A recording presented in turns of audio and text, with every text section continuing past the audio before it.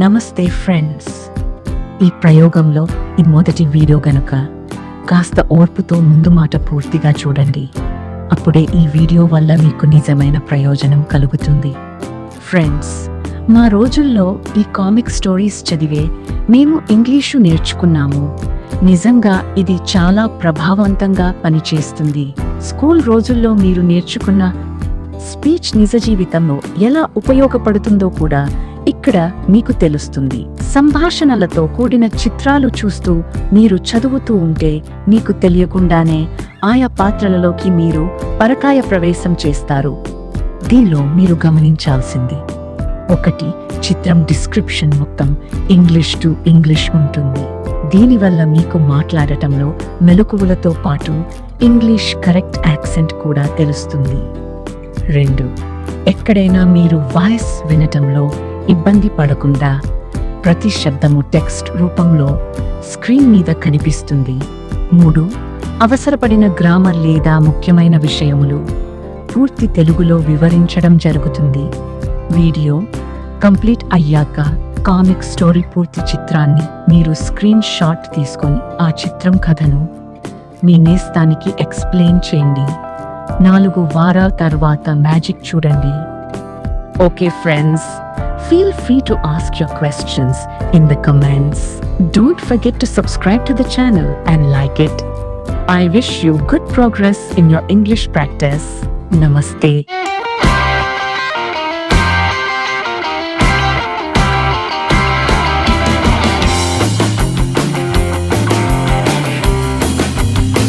Friends, you must have read comic stories very nicely during your childhood, right? Good. Today, let us try to learn English through a comic story called Mango Tree. Through this story, you will learn the following topics: simple present sentences, can, can't, don't, thank you expressions, small daily conversations. Look at what is there in the first picture. There is a tree full of mangoes. Some houses are visible at a distance.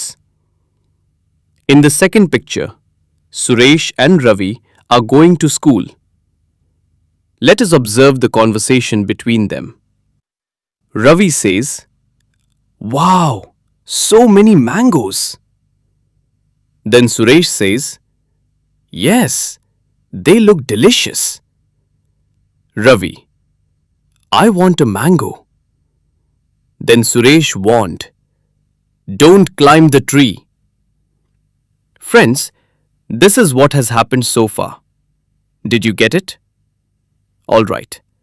Before moving on to the next picture, let's look at a few grammar points. Right? Friends, ఇప్పటి వరకు జరిగిన కథాంశం ఆధారంగా కొంత grammar points తెలుసుకుందాం. Want అంటే కోరిక, అవసరము, కావాలి అని అర్థం వస్తుంది అనమాట. ఇది వెర్బు. ఐ వాంట్ నాకు కావాలి, నేను కోరుకుంటున్నాను. అలాగే కొన్ని ఉదాహరణలు చూద్దాం. ఐ వాంట్ వాటర్ నాకు నీరు కావాలి. ఐ వాంట్ ఏ పెన్ నాకు కలము కావాలి. ఐ వాంట్ టు స్లీప్ నాకు నిద్రపోవాలని ఉంది. I want a new phone నాకు కొత్త ఫోన్ కావాలి. షీ వాంట్స్ టు గో ఆమె వెళ్ళాలని అనుకుంటుంది. షీ వచ్చింది కాబట్టి వాంట్ అనేటటువంటి వెర్బ్కి ఎస్ గాని ఎస్ గాని చేర్చాలనే రూల్తో షీ వాంట్స్ అన్నాం.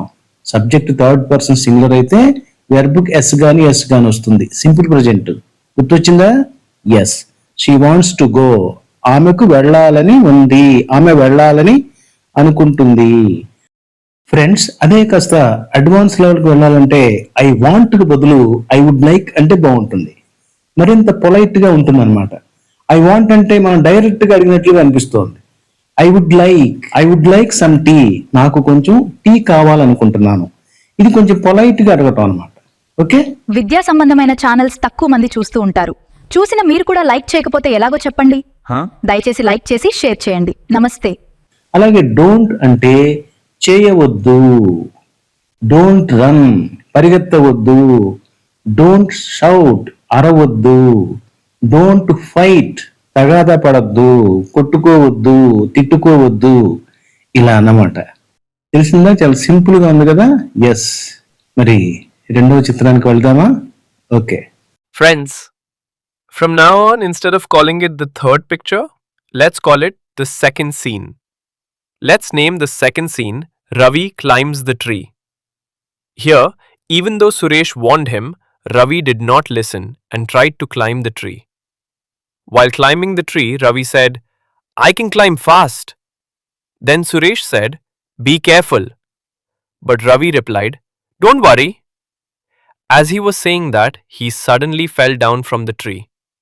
While falling, he shouted, "Oh no!" Oh no means Ayyo in Telugu. Friends, did you understand up to this point? Alright, let's stop here for now. Before we move to the next scene, let's look at some grammar, okay? Friends, second scene కి సంబంధించి grammar గమనించినట్లయితే can అంటే చేయగలను. ఇది already మీకు తెలుసు. అసలు total గా చెప్పాలంటే ఈ కామిక్ పిక్చర్ లో ఉన్నటువంటి గ్రామర్ చాలా వరకు మీకు తెలుసు. ఇక్కడ మీరు గమనించాల్సింది కేవలం పిక్చర్ చూసి మాట్లాడటం. ఇక్కడ మనకి డైలాగ్స్ రూపంలో ఉన్నది. అంటే నిత్య జీవితంలో మనకి ఎదురయ్యేటటువంటి సంఘటనలు మనం మాట్లాడే ప్రాక్టీస్ చేయడానికే ఎక్కువ ఉపయోగించుకోండి. జస్ట్ ఎవరైనా తెలియని వాళ్ళు ఉంటారేమోనని నేను గ్రామర్ పాయింట్స్ చిన్నవైనా సరే చెప్తున్నాను. సరేనా? కెన్ అంటే చేయగలను. ఐ కెన్ రీడ్ ఇంగ్లీష్, నేను ఇంగ్లీష్ చదవగలను. ఐ కెన్ స్విమ్, నేను ఈదగలను. ఐ కెన్ డాన్స్, నేను డాన్స్ చేయగలను. అలాగే ఇక్కడ బీ కేర్ఫుల్ అనేటటువంటి పదం కూడా వాడటం జరిగింది. బీ కేర్ఫుల్ అంటే జాగ్రత్తగా ఉండు. Be careful on the road, road మీద నడిచేటప్పుడు నువ్వు జాగ్రత్తగా ఉండు, జాగరూకుడై ఉండు. బీ కేర్ఫుల్ విత్ ఫైర్, నిప్పుతో చెలగాటలాడవద్దు, నిప్పు విషయంలో జాగ్రత్తగా ఉండు. Okay friends, shall we move to the third scene now? That's good. In our third scene, a farmer comes. The farmer asked Suresh and Ravi, "What happened?" Ravi said, "I slipped and fell from the tree." Then the farmer asked, "Why did you climb the tree?" Then Ravi said, "I felt like having mangoes." This is the situation we see in the third scene. Friends, మూడవ scene లో కూడా మనం చెప్పుకునేటటువంటి grammar అంటూ ఏమీ లేదు. ఇక్కడ మనం what happened, why వాడాం కదా, వీటి గురించి చూద్దాం. వాట్ హ్యాపెండ్ ఇది ప్రమాదం లేదా సంఘటన జరిగినప్పుడు వాడతాం. For example, what happened at school, పాఠశాలలో ఏం జరిగింది. వాట్ హ్యాపెండ్ హియర్, ఇక్కడ ఏం జరిగింది. ఓకే. అలాగే వై అంటే ఎందుకు. వై ఆర్ యు లేట్, ఎందుకు నువ్వు ఆలస్యంగా వచ్చావు. వై ఆర్ యు సాడ్, ఎందుకు విచారంగా ఉన్నావు. ఓకే ఫ్రెండ్స్, మనం ఇంతకు ముందే చెప్పుకున్నాం. ఇక్కడ మనం గ్రామర్ పెద్దగా కష్టమైందంటే ఏమీ లేదు. ఎక్కువగా మీరు స్పోకెన్ ప్రాక్టీస్ చేయటం కోసమే ఈ వీడియోలను ఉపయోగించుకోండి. గ్రామర్ పరంగా మీకు ఏదైనా సందేహాలు ఉంటే చక్కగా కామెంట్స్ రాయండి. Okay. Let's move on to the fourth scene now. We will name this Good Advice. The farmer said to Ravi and Suresh, "You should ask politely." Moreover, he also said, "Don't take things without permission." Right? Friends, ఈ నాలుగవ scene లో you should ask politely అనేటటువంటి వాక్యం ఉపయోగించాం. సహజంగా మనం అడగకుండా తీసుకోవటం మంచిది కాదు కదా. అర్థంలో యు షుడ్ ఆస్క్ పొలైట్లీ, ఏదైనా నీకు వస్తువు కావాలంటే వినయపూర్వకంగా అడిగి తీసుకో, అంతేగాని దొంగతనం చేయొద్దు అని. అంటే ఇక్కడ షుడ్ అంటే ఏంటి, చేయాలి. యూ షుడ్ స్టడీ, నువ్వు చదవాలి. యూ షుడ్ హెల్ప్ అదర్స్, ఇతరులకు సహాయం చేయాలి.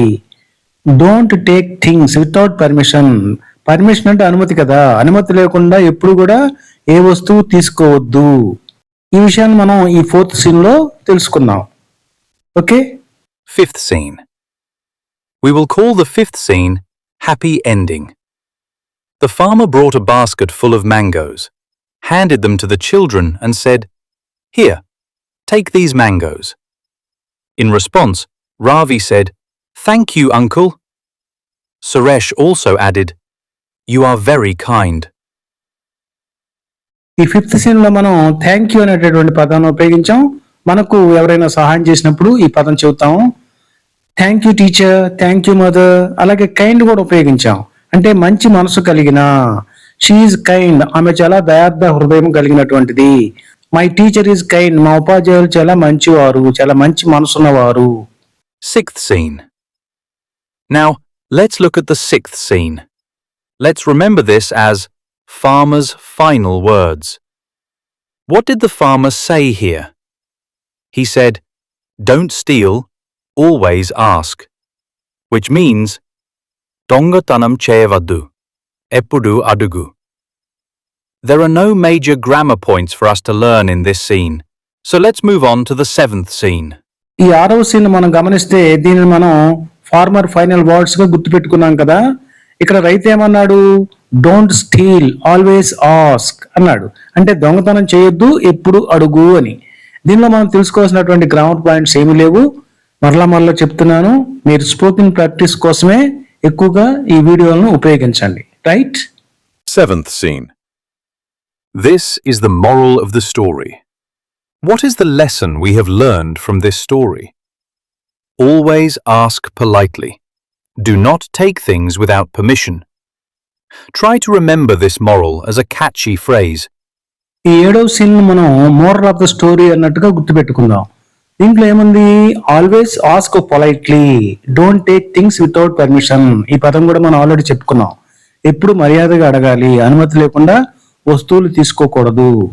ఈ మోరల్ మీరు ఒక ఫ్రేజ్ లాగా గుర్తుపెట్టుకోండి. ఏమిటా phrase? Always ask politely, don't take things without permission. Eighth scene. The final picture.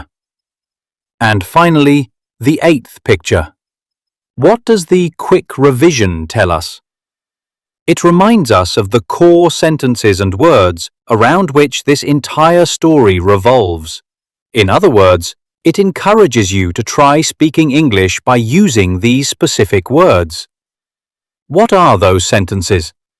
Keep practicing and using all of these sentences in your daily life until our next video comes out. Okay, ఇప్పుడు 8వ చిత్రం చూద్దాం. 8వ scene. దీనిలో quick revision అనేది మనకేం తెలియజేస్తోంది? ఈ కథ మొత్తం ఏ వాక్యాలు ఏ పదాలు చుట్టూ తిరిగిందో చెప్తోంది. అంటే ఈ పదాలను ఉపయోగించడం ద్వారా మీరు ఇంగ్లీష్ మాట్లాడే ప్రయత్నం చేయండి అని. ఏమిటా వాక్యాలు? I want, don't climb, I can, be careful, what happen, thank you. ఈ వాక్యాలన్నింటినీ మన నెక్స్ట్ వీడియో వచ్చేంత వరకు కూడా మీ రోజువారీ జీవితంలో ఉపయోగిస్తూ ఉండండి. Friends, did you enjoy this comic story? Okay, see you in the next episode. Bye. విద్యా సంబంధమైన ఛానల్స్ తక్కువ మంది చూస్తూ ఉంటారు. చూసిన మీరు కూడా లైక్ చేయకపోతే ఎలాగో చెప్పండి. దయచేసి లైక్ చేసి షేర్ చేయండి. నమస్తే.